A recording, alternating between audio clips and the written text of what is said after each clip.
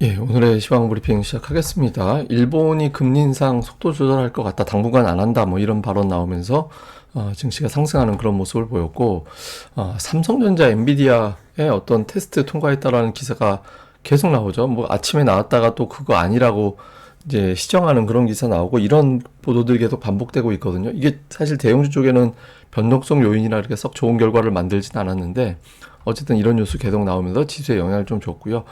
외국인들은 아직은 순매도 중입니다. 그렇지만 매도라기보단 거의 관망까지는 올라온 것 같거든요. 그 이후에 증시 흐름 어떻게 바뀔지 좀 체크를 해봐야 될 것 같고, 삼성전자 오늘 어쨌든 올라갔고, 그다음에 제약주들 오늘 강했습니다. 기업들의 실적 이런 것들 평가받으면서 올라갔고, 고점 대비 되게 많이 빠졌던 엔터주들도 오늘 올라갔고, 근데 뭐 상승 종목수가 워낙 많았던 날이라 뭐 특정 어느 업종이 뭐 유난히 강했다 이렇게 표현하기는 좀 애매한 것 같습니다. 근데 어쨌든 몇몇 종목군들 특징적으로 올라온 종목들 설명을 드렸습니다. 우선 미증시가 올라갔잖아요. 특히 나스닥 100이 중요한 자리에서 튕겨 올랐다. 어쩌면 바닥을 쳤을지도 모르겠다. 그러면 이전 저점을 다시 안 봐도 되니 일단은 좀 매수 하루 더 해봐도 되지 않을까, 이런 기대감이 좀 있었고요. 그리고 무엇보다 경기 침체에 대한 걱정이 좀 있었잖아요. 근데 미국의 GDP 나우, 뭐 아침에도 설명드렸습니다만은 현재 지표를 바탕으로 미국의 성장률을 추정해 보는 게 이제 GDP 나우에서 제시하는 성장 예측이잖아요. 근데 최근에 서비스업 지수라든가 이런 것들까지 보니 원래는 3분기에 2.5% 예상을 했는데 오히려 높였습니다. 2.9%로. 그래서 경기도나 경기 침체 아니잖아, 이렇게 된 거죠. 그래서 미국의 경기 침체가 아니다라고 한다라면 증시가 조금 더 올라갈 수 있는 공간이 있는 것 같다, 이렇게 이제 평가가 됐습니다. 그리고 결정적으로는 오늘 뭐 이거 한 방이 가장 큰 역할을 했죠. 그러니까 일본 중앙은행 총재, 부총재 다 나서가지고 비슷한 취지의 이야기를 했는데, 그 금융시장이 불안해지면 금리 인상하지 않을 거다, 그러니까 이렇게 이야기를 했잖아요. 그리고 주식시장이 변동성이 너무 커지면 소비와 기업 활동에 영향을 주기 때문에 중앙은행 정책 결정에도 영향을 준다. 그러니까 뭐 한마디로 증시 너무 빠지면 금리 못 올릴 것 같아, 그러니까 이렇게 이야기를 한 거예요. 그래서 이런 이야기 하면서 엔달러 환율이 더 장중에 더 올라가는, 이게 지금 환율이 내려가면서 문제가 됐던 거잖아요. 그러니까 자금이 일본으로 다시 다 넘어간다. 다른 나라에 투자했던 자금이 일본으로 막 넘어가면서 엔달러 환율이 떨어지는 거야, 이렇게 했는데, 이게 환율이 올라가니까 일본으로 몰려가던 자금이 또는 현금화되던 자금이 일단 멈칫한 것 같아, 이렇게 평가가 된 거죠. 근데 최근에 이제 투기적 포지션 보면, 이 투기적 포지션이라는 건 뭐냐면, 그러니까 투기 세력들이 앞으로 원자재 또는 환율, 증시가 이쪽 방향으로 갈 것 같아 라고 해서 막 파생 상품에 투자해 놓는 걸 얘기하는 거거든요. 근데 이게 아래쪽으로 내려가 있잖아요. 아래쪽으로 내려가 있다라는 건 엔화가 약세를 보일 거야, 그러니까 엔달러 환율이 올라갈 거야, 이렇게 베팅을 했다가 잘 보시면 최근에 그게 되게 많이 줄었어요. 절반 이하로 줄었거든요. 그러니까 말 바꾸면 엔화 강세 쪽으로 갑자기 방향을 튼 투기 세력들이 되게 많았다라는 거죠. 그래서 지금 최근에 워낙 엔달러 환율은 투기 세력들이 격돌을 하고 있는 그런 상황이라서 이 발언 하나 가지고 추세를 바꿀 수 있을지는 아직은 더 봐야겠습니다. 근데 어쨌든 적어도 오늘 같은 경우는 이 발언이 나오면서 엔달러 환율이 반등을 하고, 그러면서 이제 아시아 증시가 올라가고, 근데 뒷부분에서 이제 엔달러 환율 올라가다가 살짝 다시 흘러내렸거든요. 그러니까 오후 우리 증시 마감 직전에 보면 지수가 올라가다가 좀 떨어지기 시작하는 그런 구간이 나왔죠. 이게 실시간으로 거의 엔달러 환율 움직임 보면서 우리 증시가 외국인 선물 영향받고 뭐 증시 영향받고 이렇게 되더라고요. 그래서 증시는 지금 엔달러 환율을 지나치게 의식하고 있다, 이렇게 봐야겠습니다. 그리고 이제 삼성전자 그 HBM 관련된 뉴스가 오늘 또 나왔어요. 예, 뭐 단독이라고 타이틀 달면서 엔비디아의 HBM3 테스트 통과했다, 뭐 이런 보도가 나왔거든요. 근데 삼성전자는 이거 오보라고 아직 테스트 중이다, 이렇게 또 언급을 했잖아요. 근데 제가 이 기사를 쓴 기자의 기사를 한번 쭉 검색을 해봤거든요. 근데 삼성전자 관련해서 유난히 단독자를 많이 붙이더라고요. 그러니까 다른 뉴스는 이렇게 단독을 잘 안 붙여요. 근데 삼성전자에 유난하게 단독을 계속 붙여서 뭐 테스트 통과 실패를 한 거나 공급을 할 거다라는 식의 어떤 기사들이 대부분 다 단독을 붙이고 나오고 있거든요. 그래서 이게 조금 2, 3이 뭐 어떤 소스를 갖고 있는 건지는 잘 모르겠는데, 근데 사실 증시에는 이게 그렇게 도움이 잘 안 되죠. 그러니까 지금까지는 이게 정말 공급이 확정된 거라면 삼성전자가 확 밀고 올라가면서 증시를 끌어올리는 역할을 하는데, 이거는 여기서는 단독이라고 보도가 되고, 그렇게 되면서 SK하이닉스가 초반에 되게 많이 빠졌었잖아요. 근데 또 아니라고 해버리고, 그러면서 또 삼성전자가 이게 올라가는 게 맞는지 또 헷갈리게 만드는 거죠. 그러니까 계속 이런 현상이 좀 반복되면서 투자자들은 헷갈리는데, 다만 확률적으로 보면 저렇게 자주 하는 거 보니까 4분기에는 어떻게든 공급이 되나 보다, 이렇게 이제 투자자들이 생각을 했고, 여기 이제 일본 엔달러 환율 또 올라가는 그런 흐름이 나오면서 이제 결과적으로는 삼성전자, SK하이닉스 둘 다 올라가는 그런 결과가 나오긴 했습니다. 근데 자꾸 이제 이 뉴스 나오는 거는 조금 의식이 되긴 합니다. 그 다음에 이제 뉴스들을 좀 보면, 아침에 제가 보여드렸던 뉴스인데, 그 헤지 펀드에서 미증시 급락하던 월요일에 우리나라 돈으로 한 20조 원 정도 쓸어 담았다더라. 그러니까 이런 보도가 있었거든요. 그러니까 미국 뭐 전체 시총을 감안해 보면 뭐 20조 원이 얼마나 큰 돈이라고 이렇게 할 수는 있지만, 그날만 받았겠어요. 예, 그러니까 이제 계속 떨어지는 거 받았겠지. 그러고 나니까 갑자기 뭐 일본 엔달러 환율도 올라가고 이런 현상이 나오잖아요. 우리나라는 반대 매도까지, 오늘 아침까지도 동시효과에서 하한가 지키는 종목이 되게 많았잖아요. 첫 호가에서 반대 매도 나온 종목들이거든요. 그래서 반대 매도 다 잡아먹고 증시가 돌리는 그런 상황도 만들어졌죠. 근데 어쨌든 좀 떨어지는 걸 개인들이 팔고 헤지 펀드나 기관이 받은 상태가 됐고, 그 다음에 이제 우리 증시 뉴스로는 화장품주가 이제 급락을 했죠. 실적이 아모레퍼시픽 영업이익이 90% 이상 줄었다라는 보도가 나왔잖아요. 그러면서 이제 화장품주는 급락을 하고, 셀트리온은 이제 실적이 잘 나왔다 이런 보도가 나오면서 올라갔는데, 셀트리온뿐만 아니라 주요 제약주들이 대부분 강하죠. 그러니까 실적에 대한 스트레스는 덜하고, 경기 침체 이야기 나오는데 경기 침체 관련해서 사람들이 경기 침체라고 해서 덜 아픈 건 아니잖아요. 그래서 그때 이제 조금 금융시장이 어중간할 때 이런 제약주들이 상대적으로 선전하는 그런 이제 측면도 있거든요. 그래서 그런 것이 겹치면서 이제 올라갔고, 반면에 이제 2차 전지주는 오늘 고전을 했는데, 그 시장 상황이 만만치 않다 이렇게 되면서 이제 목표 주가 낮추고 하면서 관련된 종목이 동반해서 밀리는 그런 결과가 나왔죠. 근데 이게 전기차 약한 건 몇 가지 요인이 겹친 것 같아요. 그러니까 EV 펀드, 그러니까 전기차 관련된 펀드에서 계속 자금이 유출되는 그런 결과가 나오고 있고, 또 일부에서는 지금 머스크가 트럼프 대통령 적극 지지하고 있고 관련된 코멘트 되게 열심히 하잖아요. 근데 트럼프가 호불호가 굉장히 갈리는 후보죠. 그래서 트럼프에 대한 비호감도가 또 만만치 않아서 그 사람들이 좀 머스크에 대한 어떤 거부감 이런 것들 때문에 이제 테슬라 자동차를 선택하지 않을 수도 있다, 뭐 이런 이제 분석도 일부에서는 제기를 합니다. 근데 어쨌든 좀 2차전지가 워낙 많이 빠진 종목이라 좀 반등이 나올 법도 한데, 좀 계속해서 좀 부담스러운 뉴스들이 돌아가면서 나오는 것 같아요. 실적 나쁜 건 이미 다 알려져 있는 거라서 뭐 상당히 좀 고전하고 있는 모습이 나오는 것 같습니다. 특징주로는 삼성전자가 오늘 3% 올라가긴 했는데, 사실 TSMC가 오늘 4.5% 올라가고, 어저께 올라간 거 합치면 TSMC는 되게 많이 회복됐잖아요.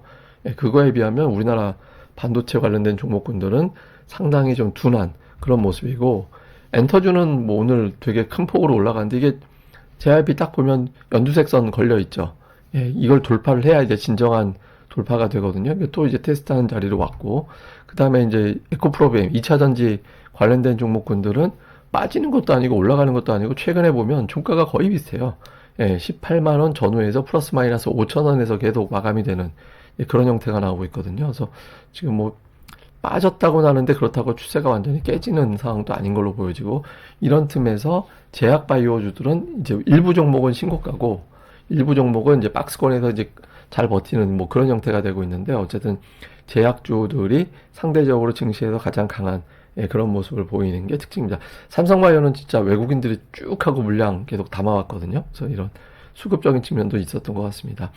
그 다음에 이제 제가 아침에도 보여드린 건데, 외국인들이 한 선물 10,000계약 정도 가지고 계속 장난치고 있다 라고 말씀을 드렸잖아요. 그래서 월요일은 증시가 폭락할 때 막판에 선물을 쭉 사들여가지고 다음날 지수 올라가는 거를 또 먹은 것 같고, 그다음에 화요일에는 지수 올라갈 때 초반에 쭉 하고 선물 더 사는 듯 했다가 10시 넘어가면서부터 쭉 팔아가지고 또 그렇게 해버리고, 오늘 같은 경우도 오전에는 선물 매수했는데 역시 또 한 13,000계약 가까이 가면서 또 선물을 줄여버렸잖아요. 거의 다 내줬죠. 그러니까 최근에 한 10,000계약 정도 가지고 뭐 지수 가지고 장난치는 그런 움직임도 있는 것 같아요. 그래서 외국인들이 아직은 한쪽 방향으로 가기보다는 좀 변동성에서 해먹으려고 하는 그런 측면도 있는 것 같습니다.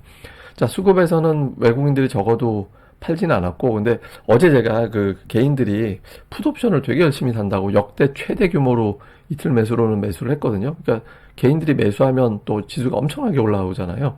근데 오늘 또 콜 쪽으로 가니까 또 지수가 좀 탄력이 떨어지는 그런 모습을 보였는데, 사실 그거 가지고도 제가 한참 자료를 준비했다가 이거는 좀 너무 좀 다르게 생각하시는 분들도 계실 것 같아서 그건 나중으로 미뤘고, 어쨌든 현물에서 외국인들의 매도가 줄었다, 거의 관망하는 수준까지 줄어들었다라는 거는 다행스럽죠. 그리고 코스닥 이틀 동안 거의 1조 원 가까이 매수한 수준이었는데 오늘 일부 매도로 바뀌었습니다. 매수한 거에 비하면 매도가 크진 않았는데 향후에 이제 외국인들의 어떤 흐름 좀 지켜볼 필요가 있고요. 종목 보니까 이제 드디어 삼성전자를 순매수, 800억 원 정도, 많지는 않지만 근데 오전에 매도로 출발해서 오후에 매수로 뒤집힌 거거든요. 그래서 오전 저점 대비 따져놓고 보면은 제가 보기에는 거의 한 1,500억 정도 매수가 붙은 것 같아요. 그 다음에는 제약바이오 어떤 관련된 종목군들, 금융주 이런 것들이 매수해 있었고, 다음에 이제 기관 투자자들 같은 경우는 삼성전자는 팔았는데 레버리지는 샀죠. 레버리지 안에 사실은 일정 수준의 삼성전자가 포함이 돼 있다라고 봐야 되거든요. 그래서 어쨌든 현물은 팔면서 ETF로 삼성전자를 부분적으로 매수하는 효과도 또 갖는 그런 형태를 보였고, 그 다음에 셀트리온, 삼성바이오 이런 종목군들, 그 다음에 조선주라든가 이런 것들이 또 종근당, 녹십자, 제약바이오 종목군들이 좀 많이 들어가 있죠. 그 다음에 코스닥 쪽에서는 외국인들이 2차전지 좀 팔았고, 그 다음에 매수한 쪽은 제약바이오와 엔터주, JYP, YG엔터 이런 종목 들어가 있었잖아요. 그래서 엔터와 제약바이오 종목이 가장 두드러진 그런 모습이었고요. 기관 투자자들은 2차전지 팔았고, 매수 쪽은 역시 일부 바이오 종목군들 이런 쪽의 매수가 상대적으로 강했고, 그 다음에 2차전지 내에서도 이제 HBM 관련된 종목군들이 조금 매도 쪽에 치우쳐 있고, 그 외에 이제 전통의 소부장 중에 일부를 좀 골라 담는 그 정도의 움직임을 보였던 것 같습니다.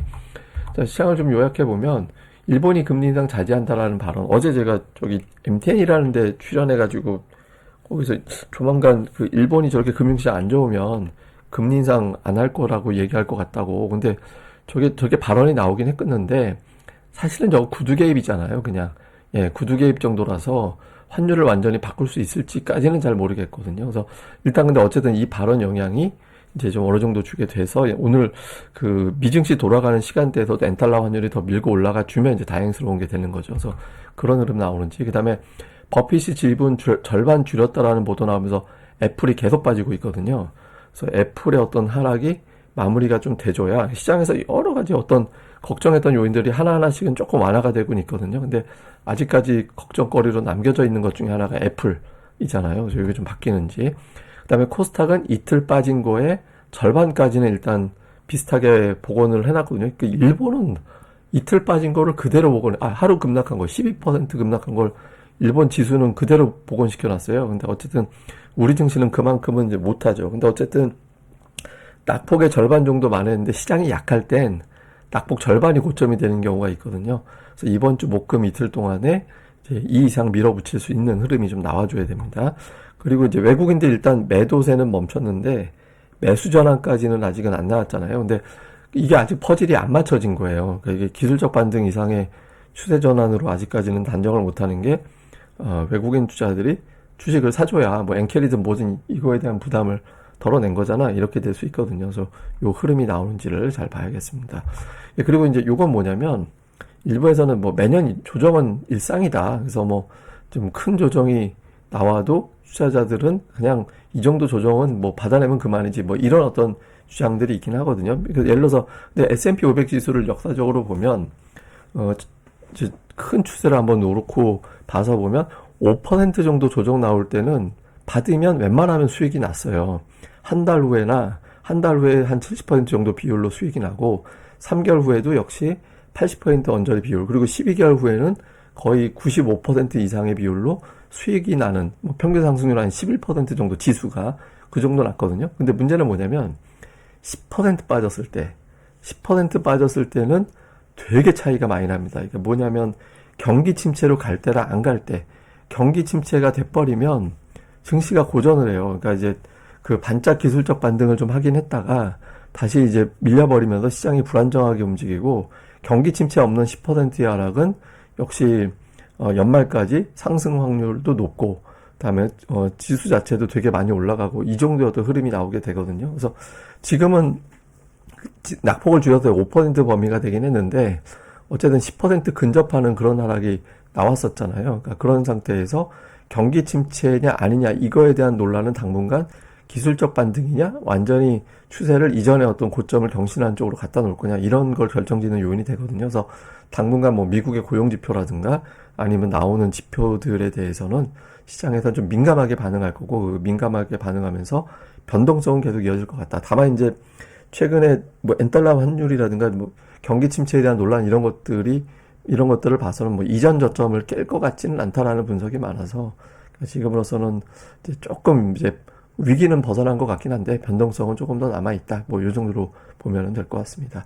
예, 또 추가적으로 나오는 내용은 제가 또 다음 방송에서 설명을 드리겠습니다. 그리고 아침에 구독하기 부탁드렸더니 예, 드디어 4만 분이 넘어갔습니다. 그래서 구독자 10만 분까지는 한번 가봐야 될 건데 더 열심히 하겠습니다. 그러니까 어쨌든 10만 명 될 때까지 이왕 보시는 거 뭐 매일 방송 안 봐도 되니까 구독하기는 좀 눌러주시길 부탁드리겠습니다. 감사합니다. 저는 다음에 뵙겠습니다.